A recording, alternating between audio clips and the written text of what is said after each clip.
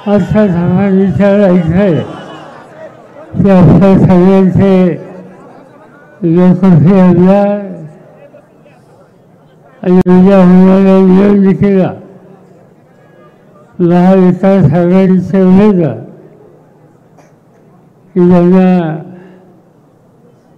काँग्रेस पक्ष, राष्ट्रवादी काँग्रेस पक्ष, उद्धव ठाकरेंच्या नेतृत्वाखालचा शिवसेनेचा पक्ष या सगळ्यांचं सरकार आहे असे आपले उमेदवार रोहित पवार ज्यांचे विचार तुम्ही या ठिकाणी ऐकेल,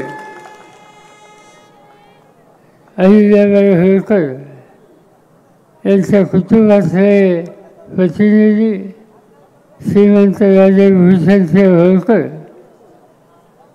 आमचे माजी आमदार जयदेवानंद गायकवाड, जिल्ह्याच्या राष्ट्रवादीचे अध्यक्ष राजेंद्र तात्या फाळके, बाळासाहेब साळुंखे, राजेंद्र देशमुख, नामदेव बापू राऊत, सौ उषाताई राऊत, विजयसिंह गुलेकर, दत्ताभाऊ वारे, बळीराम यादव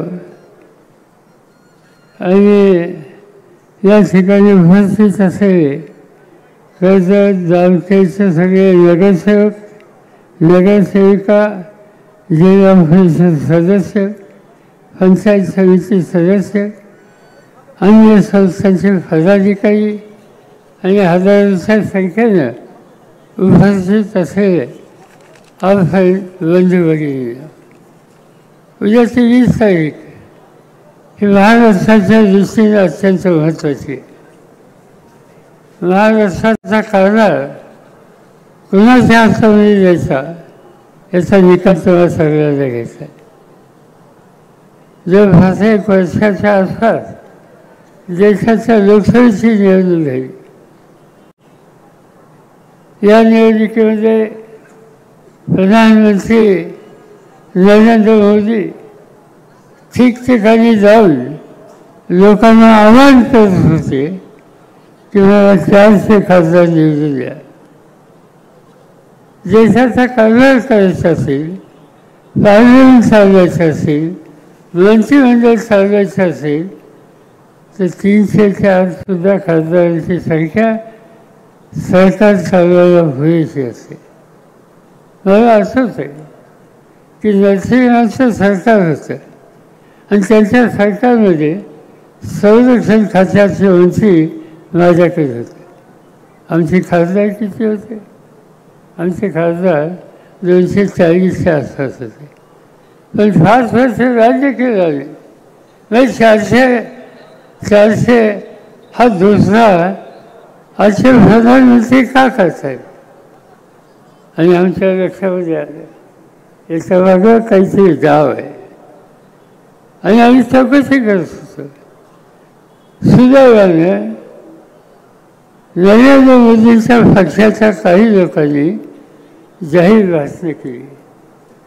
त्यांचे खासदार होते, राज्यमंत्री होते, कर्नाटकचे होते आणि त्यांचं नाव होतं हेगडे.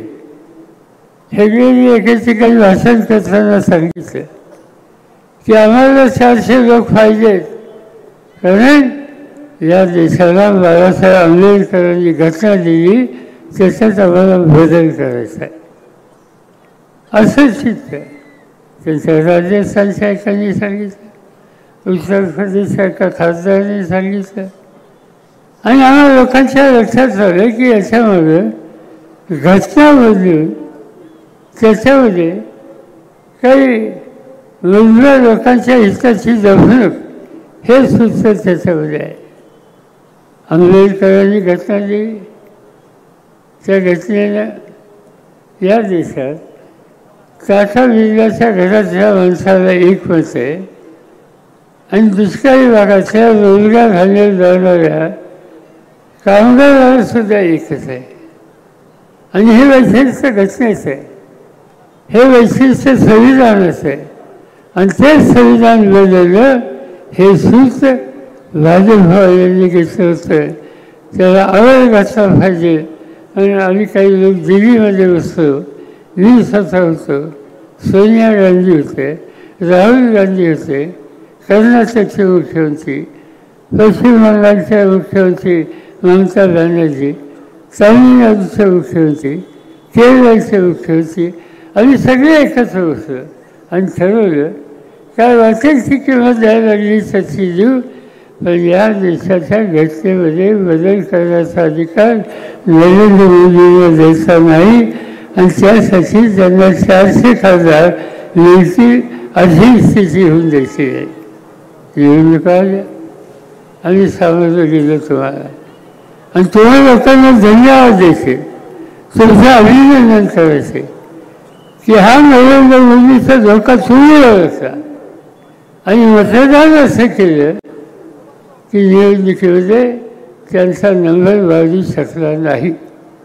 या मतदारसंघामध्ये सामान्य कुटुंबाचा माणूस, दुष्काळी भागाचा, निळ्या सरकेचा सरकार तुम्हा सगळ्यांच्या सोबत दिलं.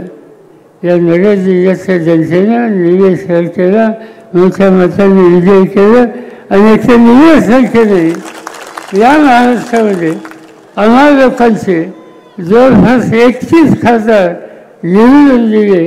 ही 31 जणांची शक्ती देशाच्या घटनेच्या रक्षणासाठी लोकसभेत उभी राहिली आणि त्याचा परिणाम मोदी साहेबांना काही करता आलं नाही.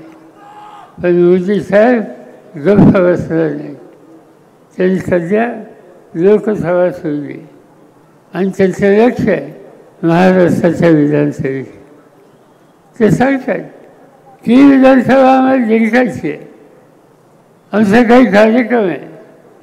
चौकशी केली, कार्यक्रम काय? कार्यक्रम सुरू केला. लाडकी बहीण, माझी लाडकी बहीण, चांगली गोष्ट आहे. बहिणी आपली आस्था असते, बहिणी आपलं प्रेम असतं, ती लाडकी असते.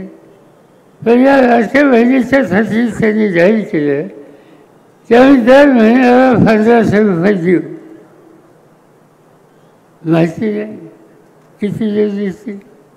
तुम्हाला आठवतं का मागं एकदा मोदी साहेबांनी जाहीर केलं मी परदेशात जाणार आहे आणि परदेशात आपल्या लोकांचा पैसा आहे, तो सगळा पैसा मी इथं आणणार आणि सगळ्याच्या खिशात 15-15 लाख रुपये देणार.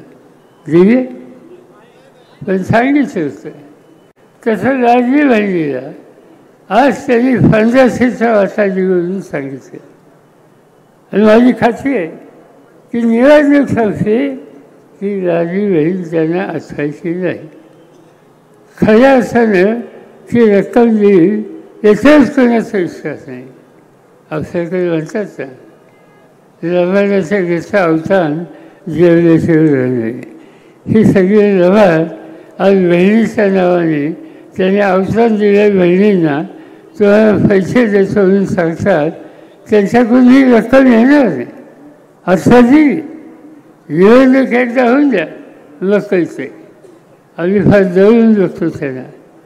आम्ही त्यांनी सांगितलं की लाडकी बहीण हा कार्यक्रम तुम्ही मानताय, पण माझ्या मते आज महाराष्ट्रामध्ये या देशामध्ये बहिणींचं सुरक्षा कशी द्यायची हा महत्त्वाचा प्रश्न आहे. तुम्हाला लोकांना माहीत नसेल आज महाराष्ट्रामध्ये देशामध्ये महिलांच्यावरचे अत्याचार ही गोष्ट अतिशय गंभीर आहे. महाराष्ट्रामध्ये हे युती सरकार आलं यांच्या काळामध्ये महिलांच्यावरचे अत्याचार वाढले. त्या अत्याचाराची नोंद सरकार दरबारी आहे. किती आहे इथे माहिती आहे तुम्हाला? 2 वर्षामध्ये महाराष्ट्रामध्ये महिलांचे अत्याचार झाले असा आकडा 67,381. 67,381 महिलांच्या तक्रारी आल्या आमच्या अत्याचार झाले. एवढंच नाही, आणखी एक गोष्ट आहे. मुली गायब होणं, मुली बेफत होणं, मुली पळून नेणं. राज्यामध्ये 64,000 महिला आणि मुली आज बेफत आहेत. आणि हे म्हणतात की भाई 64,000 वेगळी वेफत आहे, ही काय लहान गोष्ट आहे. तुमच्या माझ्या घराच्या मुलींना हे काय सर्वच आहे. पण सांगतात की यासाठी आम्हाला मतदान करा. दुसरा वर्ग या देशाचा, या राज्याचा शेतकरी विकास करून आज शिक्षण संस्था काढले, महाराष्ट्राच्या कानाकोपऱ्यात काढले. तुमच्या गावामध्ये रयत शिक्षण संस्थेचं इथं कॉलेज आहे, त्या संस्थेचा देखील मी आहे. महाराष्ट्रामध्ये आम्ही जवळपास 300 ठिकाणी शाळा कॉलेजेस काढली. 3 लाख विद्यार्थ्यांना आम्ही शिक्षण देतो महाराष्ट्राच्या कानाकोपऱ्यामध्ये. आणि सगळी मुलं तुमच्यासारख्या सामान्य कुटुंबाचे मुलं शिकतात, आनंद आहे.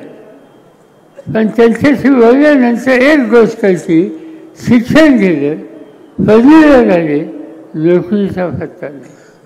वन नोकरीच्यासाठी हिंडत आहे, जाईल तिचा अर्ज देत आहे आणि नोकरीची मागणी करत आहेत. आज महाराष्ट्रामध्ये बेकार चोरांची संख्या 62 लाख आहे. 62 लाख तरुण आज बेकार आहेत. एकदा हा तरुण शिकला, बेकार राहिला, महिना नोकरी नाही मिळाली, कधीतरी त्याच्या डोक्यामध्ये दुसरा विचार येतो. कधीतरी तो कदाचित दुसऱ्या चुकीच्या रस्त्यात जातो. आणि म्हणून या नव्या पिढीला योग्य रस्त्यावर ठेवायचं असेल तर त्यांची बेकारी घालवण्याच्या संबंधीचे जे कार्यक्रम असतील त्याचे कार्यक्रम केल्याच्या गत्यंतर नाही. तिसरा वर्ष हा तिसरा वर्ग हा तुम्हाला शेतकरी लोकांचा. शेती हा अत्यंत महत्त्वाचा व्यवसाय आहे. मी सगळीकडे सांगतो की लोकांनी शेतकऱ्याच्या घरात 2 मुलं असतील तर एकाने शेती करावी आणि दुसऱ्याने काहीतरी काम करावं. वेळ असेल कुठेही जावं देशामध्ये, जिथं मिळेल तिथं जावं. पण सगळीकडेच नोकरी मिळते असं नाही. कधी हा शेतकरी निराश होतो, त्याच्या डोक्यावरचं कर्जाचं ओझं वाढतं आणि कधी कधी तो आत्महत्याचा रस्ता घेतो. आता ज्यांचं सरकार आहे, या भ्रष्ट सरकारच्या काळामध्ये महाराष्ट्रामध्ये 20,000 शेतकऱ्यांनी आत्महत्या केली. 20,000 शेतकरी जीव देतात. ही उदाहरणं कळली आम्हाला. यवतमाळ जिल्ह्यामध्ये एका शेतकऱ्याने आत्महत्या केली. माझ्या कानावर आलं. मी देशाचा शेतीवरती होतो. ठरवलं की यवतमाळला जायचं. ज्यांच्या घरात आत्महत्या केली त्याच्या घरच्या लोकांशी बोलायचं. मी गेलो दिल्लीवरून यवतमाळला. ज्यांनी आत्महत्या केली त्याच्या घरच्या लोकांना भेटलो. कसा माणूस गेला होता, त्याची बायको होती, एका मुलीचं लग्न ठरलं होतं, ती घरात होती. एक मुलगा होता, 10वीला शिकत होता, तो होता. त्या माऊलीला विचारलं, तुझ्या मालकाने आत्महत्या का केली? विचारली, मोठ्या रडत होती. मी तिने सांगितलं की रडायला आवड आणि खरं काय झालं ते सांग. तिने सांगितलं, मला 6 एकर जमीन आहे. माझ्या मालकाने आमच्या भागात कपाशीचं पीक घेतात, सोयाबीनचं पीक घेतात. कपाशी आणि सोयाबीनचं पीक घेतलं, त्यासाठी बी बियाणं, खतं, औषधं सोसायटीचं कर्ज करून घेतले. पीक चांगलं आलं आणि अतिवृष्टी झाली, सगळं पीक गेलं. पीक गेलं पण कर्ज गेलं नाही. कर्ज डोक्यात तसंच आहे. दुसऱ्या वर्षी पुन्हा एकदा त्यांनी हे पीक घ्यायचं ठरवलं. सोसायटी थकबाकीदार दरावर विकत द्यायचं चालते. खाजगी सावकाराकडे गेला, त्याच्याकडनं पैसे घेतले. पुन्हा पेरणी केली, कपाशी घेतली, आणखी पिकं घेतली आणि कपाशीवर लाल्या नावाचा एक रोग येतो. तो रोग आला आणि सोन्यासारखं हे पीक गेलं. पण खाजगी सावकाराचं देणं हे डोक्यात तसंच राहिलं.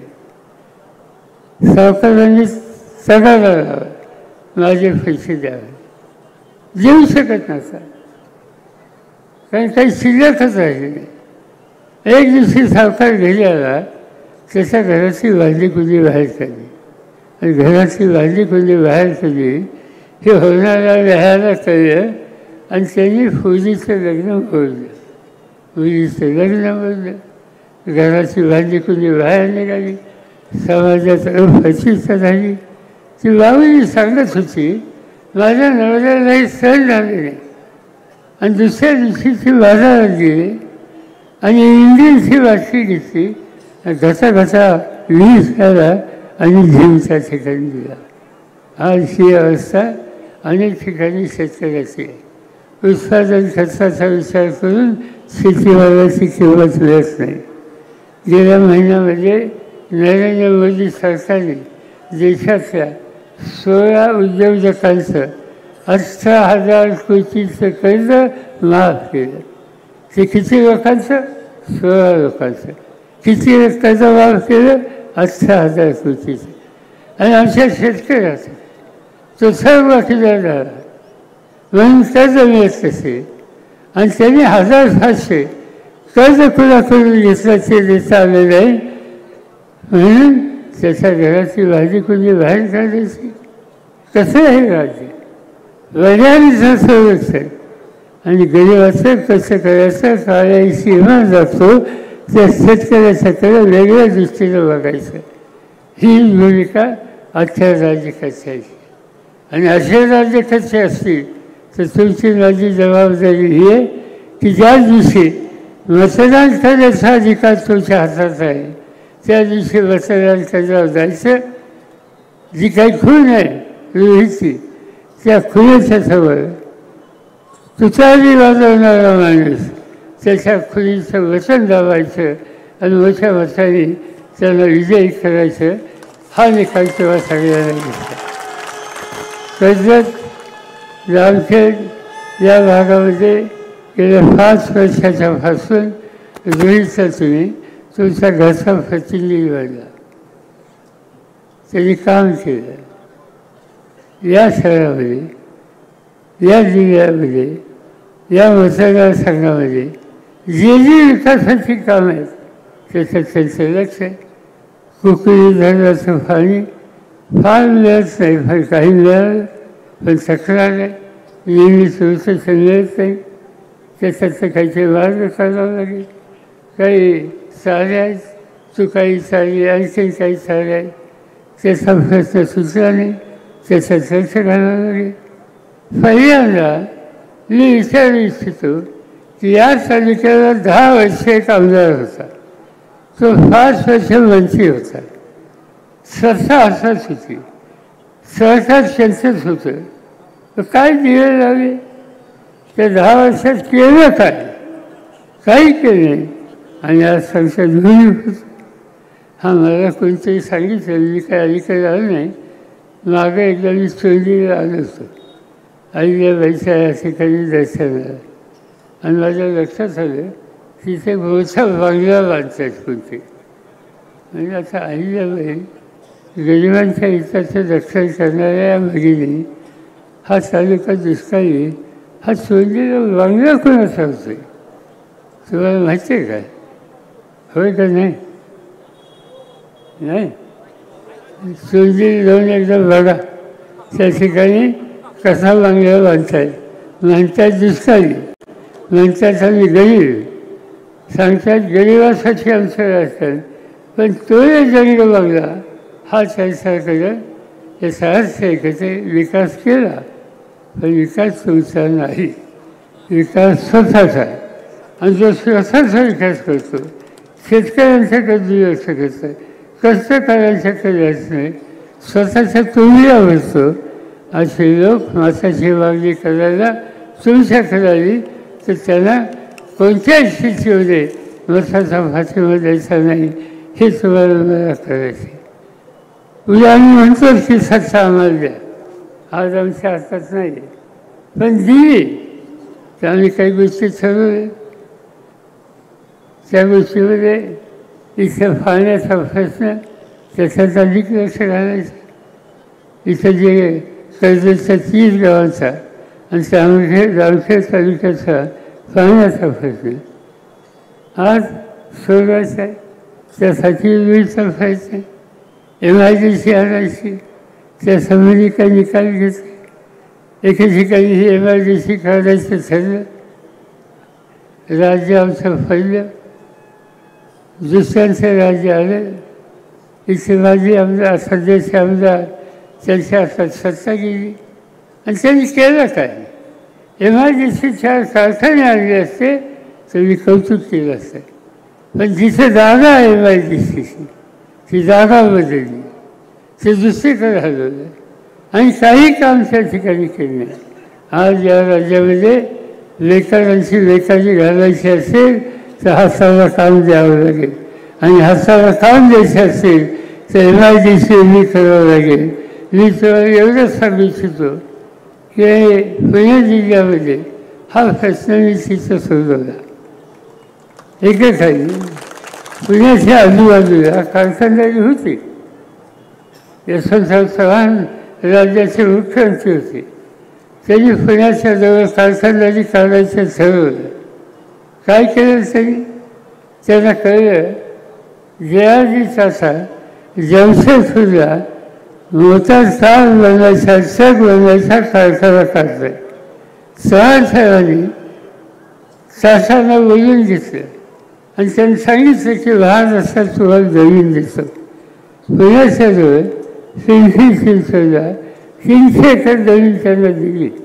आज चाचाचा कारखाना उभा राहिला. चाचाचे ट्रक चाचाच्या गाड्या आज त्या ठिकाणी तयार होतात.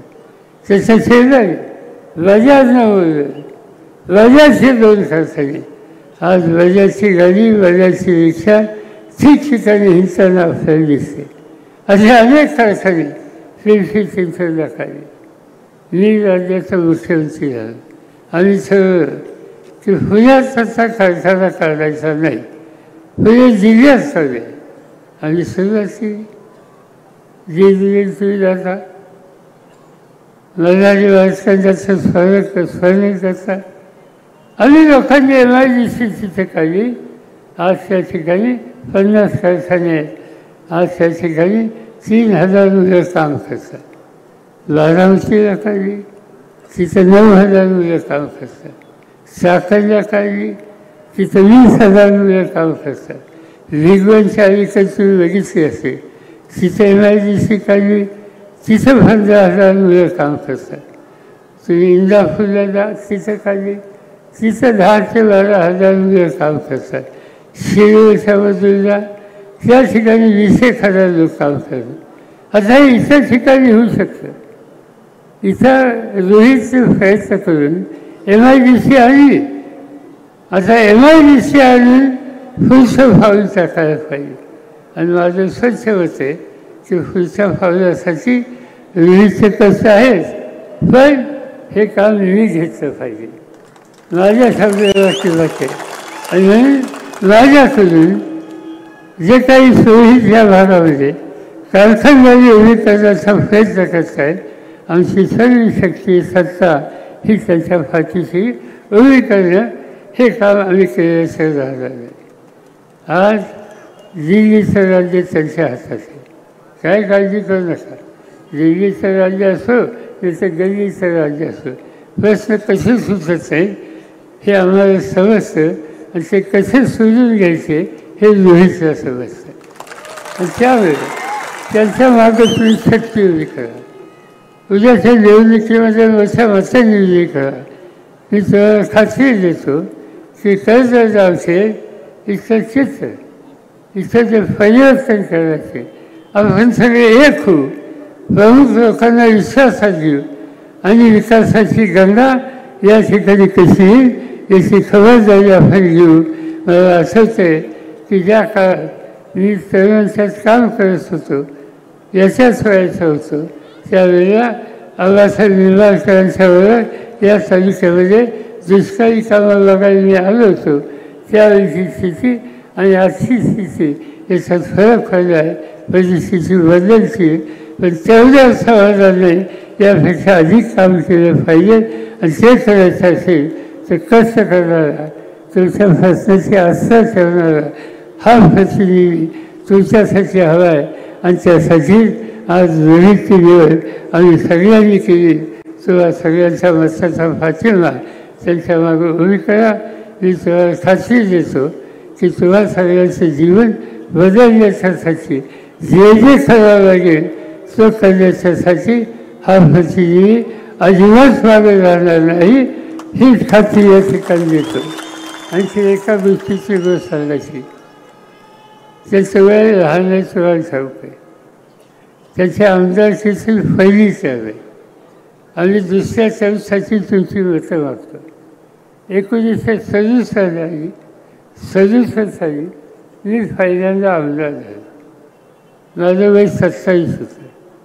पहिले 5 वर्ष मी आमदारच होतो. मला काही फरक नव्हतं. आता या पहिल्या 5 वर्षात रोहित काही फरक नव्हतं. आमदारच होतं. मला स्वतःला पहिले 5 वर्ष नुसता आमदार, दुसऱ्या वर्षी राज्यमंत्री, तिसऱ्या वर्षी मंत्री, चौथ्या वर्षी मुख्यमंत्री, नंतर देशाची ही सगळी पदं मला पहिल्या वर्षी मिळाली नाहीत. दुसऱ्या वर्षीपासून ही पदं माझ्या घरात पडली. आता यांचं पहिलं वर्ष संपलं. आता दुसरं वर्ष तुमच्या हातात आहे आणि दुसरं वर्ष तुमच्या हातात आहे. तुम्ही योग्य हाताळलं तर त्या दुसऱ्या वर्षात काय करायचं हे माझ्या हातात आहे. त्यामुळे त्या रस्त्याने जायचं असेल तर आपले या तालुक्याचं नाव लौकिक वाढवण्याच्यासाठी तुम्ही जागरूक राहा. कुणी काही सांगत असेल त्याच्याकडे दुर्लक्ष करू नका. हे यश महाराष्ट्राला शक्ती देणारं नव्या पिढीचं कर्तृत्व दाखवणारं हे असेल आणि या दोन्ही तालुक्यांचं नाव लौकिक सर्व राज्यात होईल ही खात्री या ठिकाणी देतो. आणि पुढच्या 2 सभा आणि आजचा शेवटचा दिवस त्यावर अधिक न बोलता मी आपल्या सगळ्यांची रजा घेतो. जय हिंद, जय भारत. आदरणीय पवारसाहेब रामकृष्ण हरी वाजवा तुतारे रोहित पवार यांना पाठवा विधान भवनाच्या दारी. श्रीमंत जगद्गुरू श्री संत तुकाराम महाराज जनसेवा प्रतिष्ठान पुणे यांच्या वतीने माननीय नागरिक पवार